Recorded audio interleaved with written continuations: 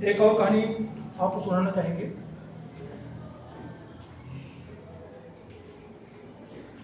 एक दिन की बात है कि एक नवयुवक कलकत्ता के रेलवे स्टेशन पर उतरा और उसके साथ कुछ सामान भी था और उस सामान को उठाने के लिए वह उस प्लेटफार्म में कुली कुली का करके पुकारने लगा, परंतु उसके पास कोई भी कुली नहीं आया।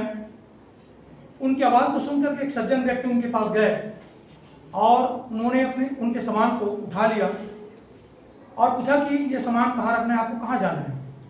उस युवक ने बताया कि मुझे अमुक स्थान पर जाना है। तो वे उनके सामान को लेकर के चलने लगे।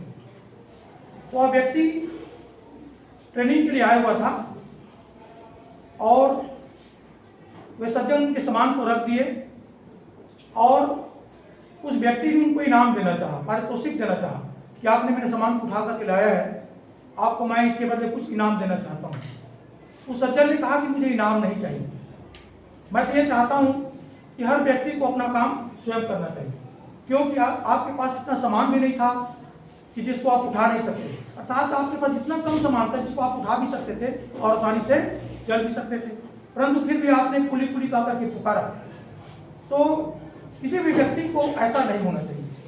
दूसरे दिन क्या होता है, वह युवक जैसे ट्रेनिंग संस्थान में पहुंचता है तो उस व्यक्ति को देखता है कि जिस व्यक्ति ने उसका सामान उठा करके रेलवे स्टेशन से लाया था और वह व्यक्ति प्राचार्य के पद पर आसीन था, प्रेयर में खड़ा था।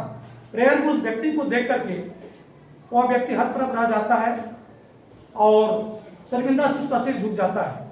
वह उस प्राचार्य के पास जाता है और कहता है कि आप मुझे क्षमा कर दीजिए, मैं आपको जानता नहीं था। उन्होंने कहा कि मैं इस विश्वविद्यालय का प्राचार्य हूँ और मैंने जीवन में यह सीखा है कि अपना काम स्वयं करना चाहिए।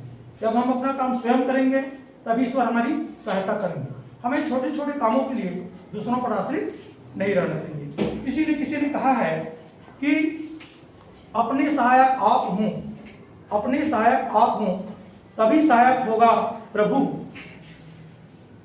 बस चाहने से ही सुख मिलता नहीं किसी को। तो हमें अपना काम स्वयं करना चाहिए।